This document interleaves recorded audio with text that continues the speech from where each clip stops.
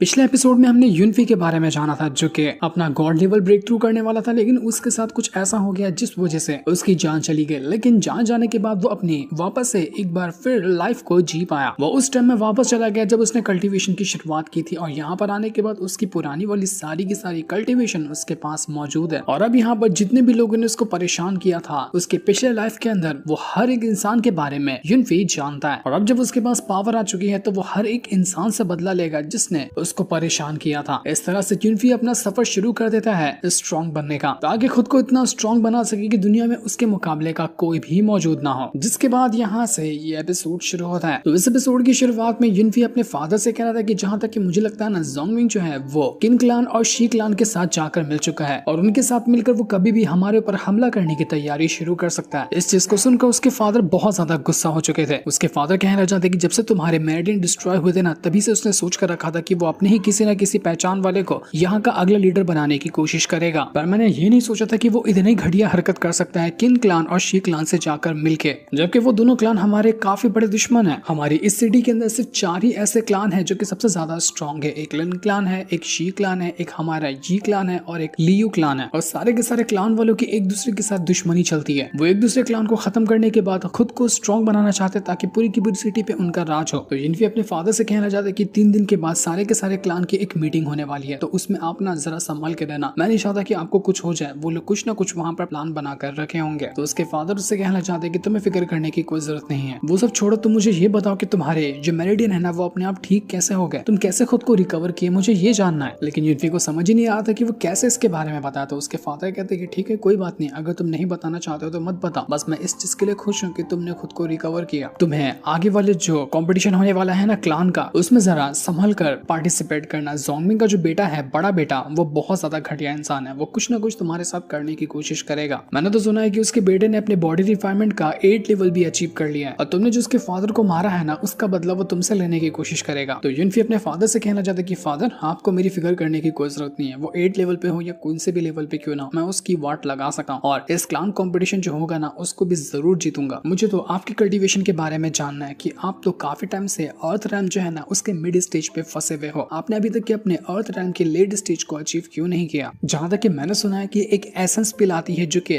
Grade 3 की होनी चाहिए। अगर ये आपको मिल जाए ना, तो उसके बाद अपना अर्थ रैम जो है उसके आप लेट स्टेज पे पहुंच जाएंगे। तो उसके फादर कहना चाहते कि हाँ, हो सकता है कि इससे मैं अपना ब्रेक थ्रू कर जाऊं, लेकिन तुम्हें पता है उसकी कीमत क्या है? 10,000 सोने के सिक्के। इतनी महंगी आती है वो एसेंस पिल, और अभी हमारे क्लान की ऐसी सिचुएशन नहीं है कि मैं 10,000 सोने के सिक्के एक मामूली सी पिल में खर्चे कर दूं। इसलिए तुम मेरी फिक्र मत करो, मैं कोई ना कोई दूसरा तरीका निकाल लूंगा। लेकिन यूनफी कहने लग जाता है कि ये तो सिर्फ एक पिल है ना, वो इतनी महंगी कैसे हो सकती है? फादर, आप मुझे ये बताइए कि हमारे इस सिटी के अंदर कोई हर्ब्स वगैरह बेचता है क्या, जिसके पास हर तरह के हर्ब्स हो, हर्ब्स बेचता हो, पिल बेचता हो? मुझे बस उसकी दुकान की लोकेशन बताइए, मैं वहां जाकर सब कुछ का बंदोबस्त करने की कोशिश करूंगा ताकि आपको वो एसेंस पिल ला कर दूं। तो उसके फादर कहते हैं कि हाँ, यहाँ पर एक है तो ऐसी दुकान, लेकिन वहाँ की जो मास्टर है ना, वो बहुत ज्यादा खड़ूस किस्म की है, बड़े गुस्से वाली है। लोग उसको ब्यूटी ब्लेड कहते हैं। उससे कुछ खरीदना लेना ना बहुत ज्यादा मुश्किल काम होता है। लेकिन यूनफी कहता है कि आपको फिक्र करने की जरूरत नहीं है, मैं कुछ ना कुछ इसका बंदोबस्त करूंगा। वो उसी सीधा ब्यूटी ब्लेड जो है उसकी दुकान के पास आकर पहुंच जाता है और अंदर आकर देखने लग जाता है कि यहाँ पर उसको कुछ हर्ब्स वगैरह मिल सकते हैं क्या, या फिर वो ब्यूटी ब्लेड से ही मिल ले। अंदर आने के बाद उसको एक लड़की मिलती है। वो उससे कहना चाहती है कि बताइए सर, आप क्या खरीदना चाहते हैं, क्या लेने के लिए आप यहाँ पर आए हैं? तो यूनफी कहता है कि मेरे पास ना कुछ पिल वगैरह बनाने की रेसिपी है, मैं उसको बेचना चाहता हूँ ताकि इसके बदले कुछ यहाँ से खरीद सकूं। तो वो लड़की उसको दूसरे काउंटर पे जाने भेजती है ताकि वहां जाने के बाद वो अपनी पिल की रेसिपी बेच सके। यूनफी दुकान के काउंटर पे आता है और उसको जो सामने एक एल्केमिस्ट बैठा हुआ था,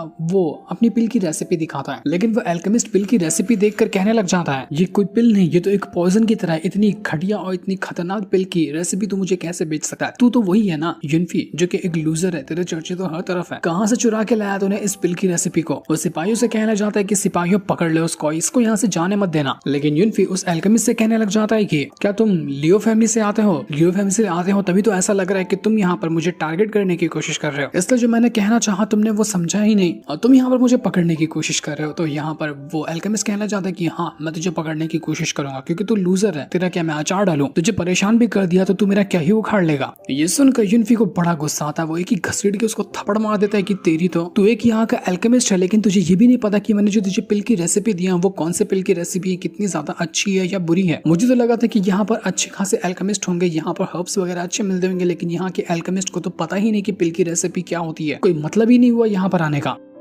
वो वहां से जाने लग जाता है, लेकिन वो अल्केमिस्ट उसको रोकते हुए कहता है कि नहीं, तुम नहीं जा सकते, तुमने ऐसा सबके सामने मुझे बेइज्जत किया, मैं तुम्हें यहाँ से ऐसे जाने दूं नहीं, ऐसा नहीं होगा। पर तब वहां पर एंट्री मारती है वही ब्यूटी ब्लेड जिसका ये दुकान है। वो यूनफी से कहने लग जाती है कि आखिर किसी के अंदर इतनी हिम्मत कैसे आ सकती है जो इस दुकान की बेइज्जती करे, कि यहाँ के अल्केमिस्ट किसी काम के नहीं, यहाँ के हर्ब्स वगैरह काम के नहीं मिलते। वो इतनी ज्यादा सुंदर होती कि लोग खाली उसको देखते ही रह गए थे जो भी यहाँ पर इस दुकान के अंदर मौजूद थे। अल्केमिस्ट उस ब्यूटी ब्लेड से कहना जाते कि देखो यही वो लड़का है जिसने मुझे बेइज्जत करने की कोशिश की और इसने हमारे दुकान को भी बुरा भला कहा। लेकिन ब्यूटी ब्लेड एक ही अटैक करके उस अल्केमिस्ट को उल्टा उठाकर वहां से दूर फेंक देती है कि आखिर तुम्हारी हिम्मत कैसी हुई जो मुझे तुम यहाँ पर सिखा रहे हो कि मुझे क्या करना चाहिए और क्या नहीं करना चाहिए। यूनफी जो था वो तुरंत अपनी पावर का यूज करते हुए जैसे ब्यूटी ब्लेड को चेक करता है, उसको पता चलता है कि ब्यूटी ब्लेड को तो अंदरूनी कहीं कहीं इंजरीज है जो बाहर से नजर नहीं आ रही, लेकिन अंदर से इसकी हालत ना काफी ज्यादा खराब है। ब्यूटी ब्लेड यूनफी से कहने लग जाती कि मैंने देखा कि इस अल्केमिस्ट ने तुम्हारे साथ क्या किया, उसकी तरफ से मैं तुमसे माफी मांगना चाहती हूँ। यूनफी जो था वो ब्यूटी ब्लेड से कहने लग जाता है कि तुम बहुत ज्यादा सुंदर हो, मैंने तुम्हारे बारे में बहुत कुछ सुनकर रखा है कि तुम अपनी अदाओं से ही किसी की भी जान ले सकती हो, और जब मैंने तुम्हें अपनी आंखों से देखा ना तो ये बात मुझे सच भी नजर आ रही है। लेकिन ब्यूटी ब्लेड वहां पर कैलकुलेशन करने के बाद यूनफी से कहने लग जाती है कि तुमने इस अल्केमिस्ट को थप्पड़ मारा, लेकिन थप्पड़ की वजह से जो गिरा और सामान टूटा है ना उसका खर्चा आया है 3221 कॉइन्स जो कि तुम्हें भरने पड़ेंगे। तो बताओ कैश दोगे या क्रेडिट रखना चाहोगे। तो यूनफी कहने लग जाता है कि मेरे पास तो कुछ पैसा ही नहीं है, मैं बिना पैसे के यहाँ पर आया हुआ हूँ। तो ये सुनकर ब्यूटी ब्लेड कहने लग जाती है कि इसका मतलब कि तुम यहाँ पर बिना पैसे के उठकर आ गए और यहाँ पर तमाशा खड़ा करने लग गए, लगता है कि तुम्हें सबक सिखाना पड़ेगा। वो अपनी पावर का यूज करते हुए यूनफी के ऊपर अटैक करने की कोशिश करती है कि बिना पैसे के किसी की भी दुकान में घुस जाते हो, शर्म नहीं आती क्या तुम्हें। लेकिन वो यूनफी के ऊपर एक भी अटैक नहीं कर पाती, उल्टा यूनफी उसके हर एक एक्यूपंक्चर पॉइंट जो होते हैं उनके ऊपर अटैक कर रहा था ताकि जितनी भी अंदरूनी चोटें लगी हैं ब्यूटी ब्लेड को उसकी वो चोटें ठीक हो जाए। लेकिन ये करने की वजह से उसको अलग अलग जगह पर छूना पड़ता है ब्यूटी ब्लेड को। तो ब्यूटी ब्लेड कहती है कि बदमाश कहीं के, तुम मुझे कहाँ छूने की कोशिश कर रहे हो। जिसके बाद देखते ही देखते वहां पर एक एडर भी आकर पहुंच जाता है। उसको लग रहा था कि यूनफी ने यहाँ गलत तरह से ब्यूटी ब्लेड को छूने की कोशिश की है, तो वो यूनफी को मारने के लिए आया हुआ था। पर ब्यूटी ब्लेड खुद यहाँ पर उसको रोक कर कहती है कि नहीं रुक जाओ, जहाँ जहाँ पे यूनफी ने छुआ है ना वहाँ मुझे अंदर से चोट लगी थी और मेरा ब्लड फ्लो वहां से बराबर चल नहीं रहा था, लेकिन यूनफी के छूने के बाद मेरी अंदर की जो चोटें हैं वो सब ठीक हो चुकी है, मैं बहुत अच्छा महसूस कर पा रही हूँ। ऐसा लगा कि यूनफी ने मुझे छूने की कोशिश नहीं की बल्कि मेरा इलाज किया। तो यूनफी कहता है कि मैं यहाँ पर आपको खाली ठीक ही नहीं कर सकता बल्कि आपका ब्रेक थ्रू भी करवा सकता हूँ अगर आप चाहें तो। ये सुनकर ब्यूटी ब्लेड कहती कि अच्छा ऐसी बात है, ये तो बहुत बढ़िया है, आओ जरा कमरे के अंदर चलते हैं, वहां तुम मेरा इलाज करना। दूसरी तरफ किंगलू जो थी वो जब आगे बढ़ रही थी तो उसको वहां पर कुछ बंदे नजर आते हैं जो अपना आपस में बातें कर रहे थे। वो कह रहे होते कि बस बहुत हो गया, अब यहाँ पर यूनफी और उसका फादर जो है ना वो ज्यादा टाइम तक जिंदा नहीं रहेंगे, मैंने तुम्हें बताया ना कि तुम्हें क्या करना है, उसी हिसाब से काम करना, वो दोनों मरने वाले हैं। दूसरी तरफ वो ब्यूटी ब्लेड जो थी वो यूनफी से कहने चाहती कि चलो अब बताओ कि तुम मुझे कैसे यहाँ पर ठीक कर सकते हो, कैसे मेरा ब्रेक थ्रू करवा सकते हो, और अगर तुम मुझे ठीक कर सकते हो तो इसके बदले तुम्हें क्या चाहिए। तो यूनफी कहता है कि मैं बाद में बताऊंगा कि मुझे क्या चाहिए, लेकिन आप पहले इस पिल की रेसिपी को देखिए, यही वो पिल है जो आपकी सारी की सारी बीमारी का इलाज कर देगी और आपको ब्रेक थ्रू करने में भी हेल्प करेगी। एल्डर जो था उस पिल की रेसिपी को देखकर पागल हो जाता है कि ये तो बहुत कमाल की पिल की रेसिपी है, ऐसी रेसिपी तो इस दुनिया की किसी भी एल्केमिस्ट के पास नहीं होगी, आखिर तुम्हारे पास ये कैसे आई। इस पिल का नाम था पियरलेस पिल, और वो बाहर बैठा हुआ एल्केमिस्ट जो था वो इस पिल को समझ ही नहीं पाया कि कितनी ज्यादा कमाल की है। तो ब्यूटी ब्लेड यूनफी से कहती है कि बताओ तुम्हें क्या चाहिए, किसके बदले तुम मुझे ये देने को तैयार हो गए। तो ये सुनकर यूनफी कहता है कि ज्यादा हार्ड शर्त मेरी नहीं है, आपको ना बस हर्ब्स वगैरह कलेक्ट करने होंगे और जो मैंने पिल की रेसिपी दी है इसको बहुत सारी तादाद में बनाना होगा, जितना बनेगा उसका प्रॉफिट आधा आधा हम बांट लेंगे। तो ये सुनकर वो ब्यूटी ब्लेड कहती है कि ठीक है, तुम्हें जब भी यहाँ पर आना हो ना हमारी दुकान पे आ जाना, और जितना तुम्हारा प्रॉफिट का शेयर होगा तुम ले जा सकते हो, कुछ हर्ब्स चाहिए रहेगा वो ले जा सकते हो, कुछ पिल चाहिए रहेगी वो भी ले जा सकते हो, आज से ये दुकान तुम्हारी हुई, अपना ही समझो इसको। वो यहाँ पर यूनफी को एक अंगूठी भी देती है जिसके अंदर बहुत सारी पिल और अलग अलग तरह के हर्ब्स वगैरह मौजूद हैं जो कि यूनफी के आके काम आ सकते हैं। तो इसके बाद यूनफी जो था वो वहां से चला जाता है। जैसे वो बाहर आता उसको किंगलू दिखाई देती है जो उससे टकरा जाती है। वो यूनफी को देखकर उससे कहने लग जाती है कि यूनफी तुम्हें पता है मैंने कुछ लोगों को बातें करते हुए सुना, वो लोग कह रहे थे कि वो तुम्हें और तुम्हारे फादर को मारने की प्लानिंग कर रहे हैं, तुम्हें थोड़ा सावधान रहना चाहिए वरना तुम्हें कुछ हो सकता है। तो यूनफी कहता है कि फिक्र करने की कोई जरूरत नहीं है, मुझे पता चल चुका है कि वो लोग कौन हो सकते हैं और वो लोग क्यों मेरी जान लेने की कोशिश करेंगे, लेकिन मैंने तैयारी कर दी है, कोई मेरा बाल तक बाका नहीं कर सकता। यूनफी तो अंदर ही अंदर से बिल्कुल खुशी से नाच रहा था कि किंगलू मेरी कितना ख्याल रखती है, मेरा कितना फिक्र करती है ये। तभी ये बात मुझे बताने के लिए भागी भागी मेरे पास आई, पर तभी वहाँ पर एक बूढ़ी आंटी आ जाती है जो कि युनफी के ऊपर अटैक करने की कोशिश करती है, क्योंकि उनको लगता है कि युनफी किंगलू के साथ कुछ गलत हरकत करने की कोशिश कर रहा है। ये बूढ़ी आंटी किंगलू के साथ ही रहती है, लेकिन किंगलू उनको समझाती कि नहीं नहीं, युनफी ऐसा कुछ नहीं करा था, तो आप इसको कुछ मत कीजिए। दूसरी तरफ यूई जो थी वो अच्छा खाना बना रही होती है युनफी के लिए, ताकि वो यहाँ पर आकर वो खाना खा सके। लेकिन तभी हम देखते हैं कि पीछे से किसी को यूई के यहाँ पर होने का एहसास हो चुका है। वो तुरंत यूई के पास आया और उसका अपहरण कर लिया है। लेकिन ये कौन था, यूई को कहाँ लेकर गया, ये तो अभी हमें नहीं दिखाया जाता।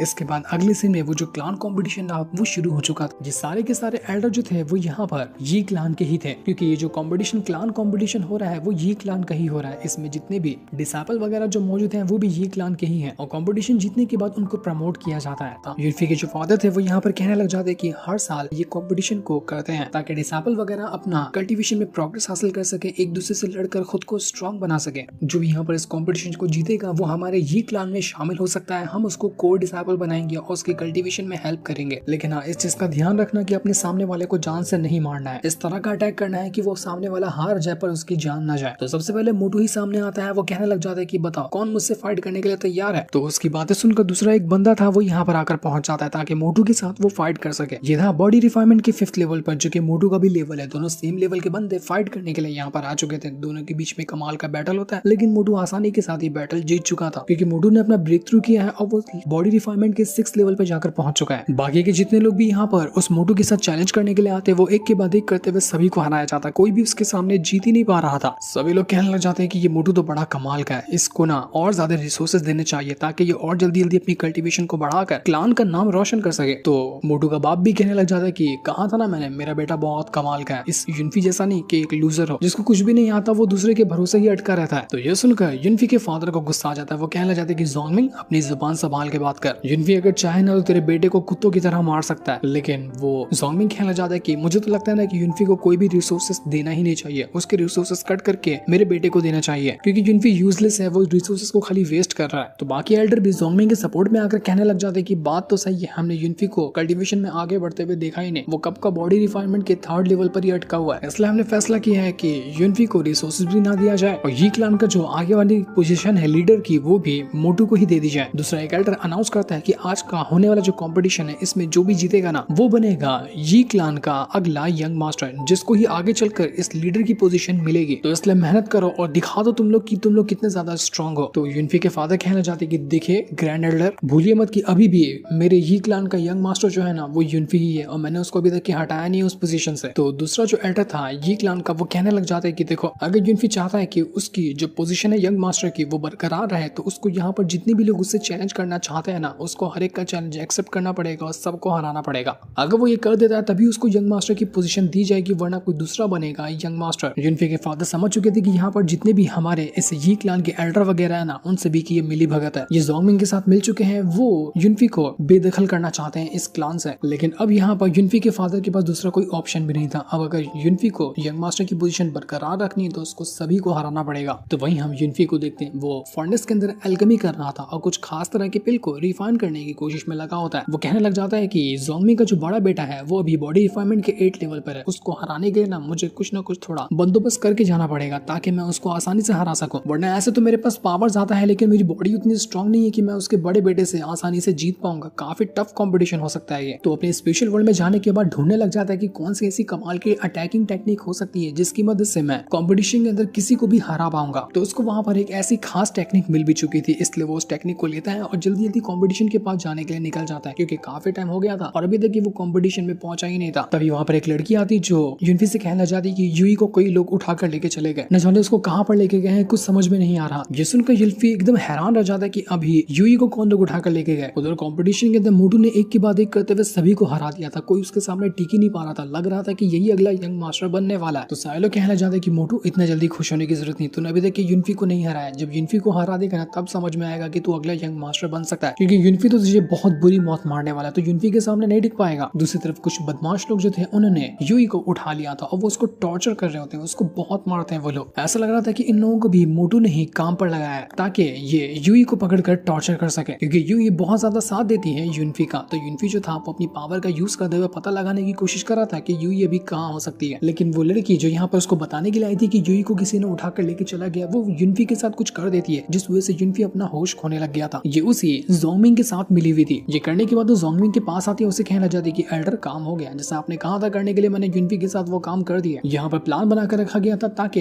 यूनफी कंपटीशन के अंदर आए ही ना, वो इधर उधर के काम में फंस जाए, उसको अंदर आने का मौका ही नहीं मिले, और अगर भी यहाँ पर आएगा ही नहीं तो वैसे ही डिस्क्वालीफाई हो जाएगा। इसी वजह से मोटू ने यूई को उठवा लिया ताकि यूनफी उसी को ढूंढने में अपना टाइम बर्बाद कर दे। यूनफी के फादर बिल्कुल परेशान थे कि यूनफी कहाँ चला गया, वो अभी तक आया क्यों नहीं, वो ठीक तो हो गया ना, उसको तो अब तक के कंपटीशन में आ जाना चाहिए था। मोटू कहने लग जाता है कि तुम सब के सब लूजर हो, किसी के अंदर कोई ताकत नहीं है। यूनफी भी लूजर था, तुम लोग भी लूजर हो, और अब जब यहाँ पर कोई मुझसे चैलेंज करने के लिए तैयार ही नहीं है तो मैं इस कंपटीशन को जीत चुका हूँ।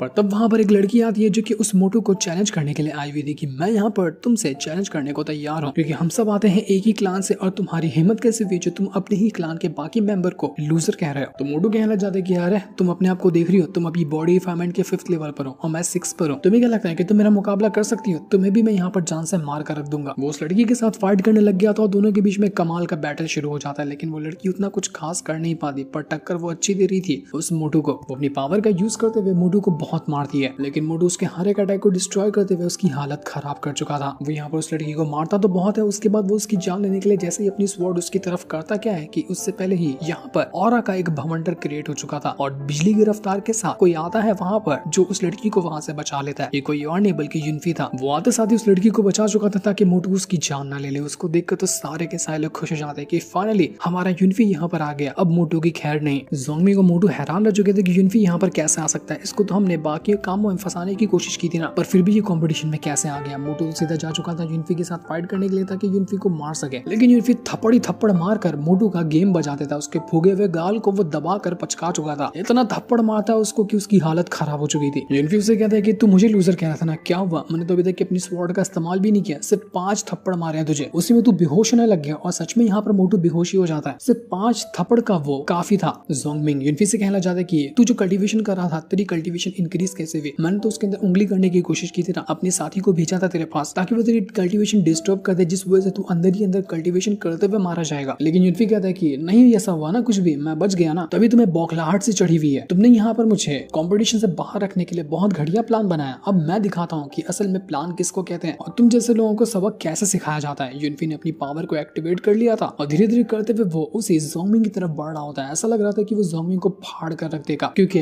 अब यूनफी का जो लेवल था वो 3 लेवल ब्रेक थ्रू हो चुका था। वो बॉडी रिफाइनमेंट के 6th लेवल पे पहुंच चुका है, वो भी कुछ ही टाइम के अंदर उसने अपना इतना सारा ब्रेक थ्रू कर लिया। यूनफी कहने लग जाता है कि मुझे अगर अपने आप को साबित करना है कि मैं स्ट्रांग हूं तो मुझे यहाँ पर सारे लोगों का चैलेंज एक्सेप्ट करना पड़ेगा ना। ठीक है, मैं हर एक इंसान को चैलेंज करता हूँ, जिसके अंदर हिम्मत है वो मेरे सामने आए और मुझसे फाइट करके दिखाए। जितने भी लोग यहाँ पर खड़े थे सबकी हवा निकल चुकी थी। वो यूनफी का ऐसा गुस्से वाला चेहरा देख कर ही अंदर से कांप रहे थे। उसको चैलेंज करना तो बहुत दूर की बात है। जोंगमिंग पागल हो गया था, उसका मन कर रहा था कि वो यहीं पर यूनफी की जान ले ले, लेकिन यूनफी के फादर कहने लग जाते हैं कि आज यहाँ पर साबित हो गया ना कि मेरा बेटा लूजर नहीं है। क्या किसी एल्डर को कुछ और भी कहना है कि कोई और काबिलियत देखना चाहता है मेरे बेटे की? आइंदा किसी ने भी मेरे बेटे के बारे में इस तरह से बात करने की कोशिश की ना तो मैं उसको वार्निंग नहीं दूंगा, काट कर रख दूंगा उसको। यूनफी कहता है कि जब कोई मुझे चैलेंज करने के लिए तैयार नहीं है ना तो मैं अब यहाँ पर ये क्लान का यंग मास्टर हूँ और मेरी पोजीशन कोई भी नहीं ले सकता। पर तभी वहां पर कोई बंदा एंट्री मारता है जो कि बहुत ही खतरनाक एंट्री लेकर आया हुआ था और आते साथ ही वो यूनफी के ऊपर अटैक करने लग जाता है। अटैक अचानक से लगा था, इस वजह से यूनफी को उस अटैक का असर होता है और उसकी हालत खराब हो चुकी थी। तब वहां पर आता है यीली, यही है जोंगमिंग का बड़ा बेटा जो कि अभी बॉडी रिफाइनमेंट के 8 लेवल पे मौजूद है। उसको देखकर तो सारे के सारे लोग हैरान हो जाते कि सीधा 8 लेवल पे कैसे पहुंच गया। यीली जो था वो कहने लग जाता यूनफी से कि तेरी हिम्मत कैसे हुई जो तूने मेरे भाई को थप्पड़ मारा? ऐसा हाल करूंगा ना तेरा कि तू सपने में भी नहीं सोच पाएगा, लंगड़ा लूल्हा बना कर रख दूंगा तुझे मैं। तो यूनफी कहता है कि बोलने से कुछ नहीं हो जाता, करके दिखाना पड़ता है, जरा करके दिखा कि तू मेरा क्या उखाड़ सकता है। तो ये सुनकर ली जो था वो यूनफी के साथ फाइट फाइट करने लग जाता है। इन दोनों के बीच में एक कमाल का बैटल शुरू हो चुका था। ये ली युनफी को मारने की कोशिश करता है और युनफी अपने आप को बचा रहा था, और तभी देखते देखते ये ली जो था वो वहां पर अपना एक और लेवल ब्रेक थ्रू कर जाता है। वो बॉडी रिफाइनमेंट के 9th लेवल पे पहुंच चुका था। उसने बैटल करते करते ही अपना ब्रेक थ्रू कर लिया, जो देखकर सभी लोग दंग रह चुके थे कि इसके हाथ ऐसा क्या चीज लग गया है जो खड़े खड़े अपना ब्रेक थ्रू कर रहा है। ये ली युनफी से कहता है कि बस बहुत हो गया युनफी, अब तू मरेगा, तू बचने वाला नहीं है, तू अपने आप को होशियार समझता है ना, ये तेरा सपना अधूरा रह जाएगा। वो अपनी एक बहुत ही ब्रूटल अटैक को यूज करते हुए युनफी के ऊपर अटैक देकर मार चुका था, जिस वजह से आधा से ज्यादा बैटल अरेना ही वहां पर डिस्ट्रॉय हो गया था। पता ही नहीं चलता कि युनफी कहाँ गायब हो गया। सब लोग घबरा चुके थे कि युनफी कहीं मर तो नहीं गया। यही मौका देखकर वो जो ज़ोंगमिंग होता है वो तुरंत पीछे से युनफी के फादर के ऊपर अटैक करने की कोशिश करता है, ताकि एक तरफ से युनफी मर गया होगा तो दूसरी तरफ से उसका बाप भी मर जाएगा। लेकिन युनफी के फादर उसके अटैक को रोक लेते हैं। वो जो ज़ोंगमिंग था उसने भी अपना लेवल ब्रेक थ्रू किया था। अब वो अर्थ रेल्म के लेडीज स्विच पे पहुंच चुका है, जिसको अभी तक ये युनफी के फादर ने ब्रेक थ्रू नहीं किया। ज़ोंगमिंग कहने लग जाता है कि तुम ना बिल्कुल लूजर हो, ना तुम्हारी कल्टीवेशन बढ़ती है ना तुम्हारे बेटे की बढ़ती है, तुम दोनों किसी काम के नहीं हो। अब बड़े आए ये क्लान को चलाने वाले, आज से मैं और मेरा बेटा इसको चलाएंगे। तो ये देख बाकी के ज़ोंगमिंग के जो चमचे एल्डर थे वो लोग कहने लग जाते कि बात तो बिल्कुल ज़ोंगमिंग सही कह रहा है, वही हकदार है यहाँ का लीडर बनने के। युनफी के फादर को अपनी पोजीशन से हट जाना चाहिए, क्योंकि ना वो किसी काम का है ना उसका बेटा किसी काम का है। और आज सबके सामने ये चीज साबित भी हो गई। लेकिन युनफी के साथ वाले जो एल्डर थे, क्योंकि इस ये क्लान के अंदर कुछ एल्डर अच्छे हैं और कुछ एल्डर उस ज़ोंगमिंग के साथ हैं, तो अच्छे वाले एल्डर बुरे वाले एल्डर के खिलाफ हो चुके थे कि नहीं ये गलत बात है, तुम लोग डिसाइड नहीं कर सकते कि कौन यहाँ का अगला लीडर बनेगा, क्योंकि पहले से ही युनफी के फादर लीडर है, उनके बाद ही कोई लीडर जो बनता है ना वो डिसाइड किया जा सकता है। अभी उनकी रिटायरमेंट का टाइम नहीं आया।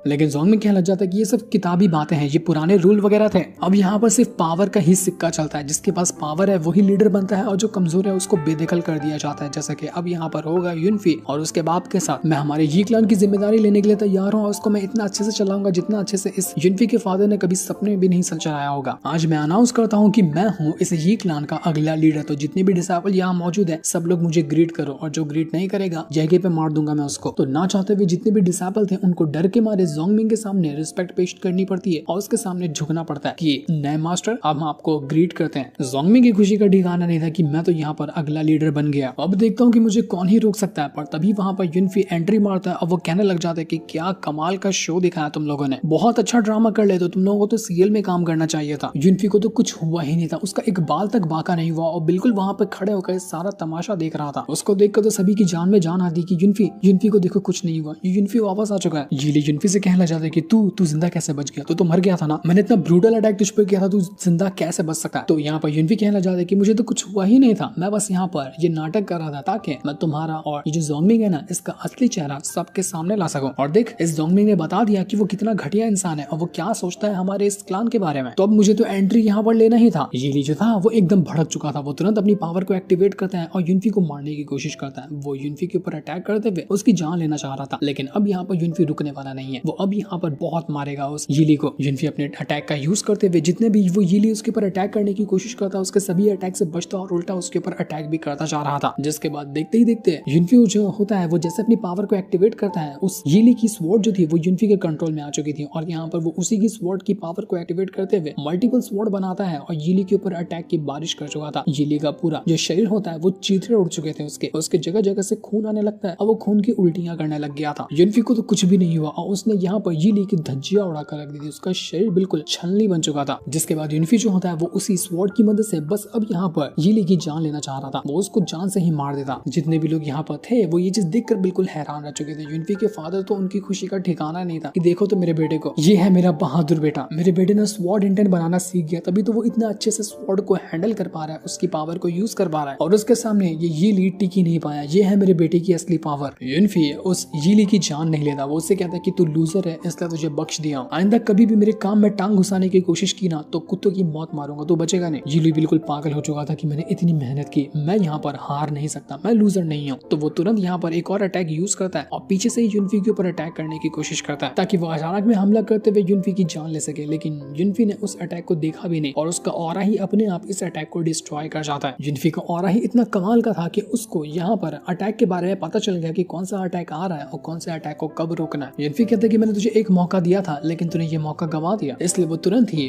वो जो टेक्निक अभी उसने यूज किया था अपने स्पेशल वर्ल्ड के अंदर से लेकर आया था उसका इस्तेमाल करते हुए यीली की जान ले लेता। सबके सामने उसने यीली को जान से मार डाला। यीली मर चुका था। जिसके बाद युनफी ज़ोंगमिंग के पास आता है, उससे कहने लग जाता है कि अब तेरी बारी है। तूने जो यहाँ पर यूई के साथ टॉर्चर किया है ना, उसको बंदी बनाकर रखा है ना, उसका हिसाब किताब तुझसे लेना है। आज तुझे मार कर मैं ये चीज दुनिया को दिखा दूंगा कि किसी ने भी मेरे अपनों को आंख उठाकर भी देखने की कोशिश की ना, उसका अस्तित्व में मिटा देता हूँ। यूई ने मेरा साथ दिया और तुमने उसको टॉर्चर करने की कोशिश की, जो चीज बर्दाश्त के बाहर थी। युनफी अपनी पावर को एक्टिवेट कर चुका था और जैसे वो अपनी पावर को एक्टिवेट करता है उसके बाद वो ज़ोंगमिंग की जान लेने वाला था। पर वो क्या ज़ोंगमिंग की जान ले लेगा, सबके सामने वो उसको मारे डालेगा, ये अभी हमें नहीं बताया जाता। ये हमें पता चलेगा नेक्स्ट एपिसोड के अंदर, जिस दिन को दिखाते साथ ही ये वाला एपिसोड यहीं पर एंड हो जा रहा है। Thanks for watching.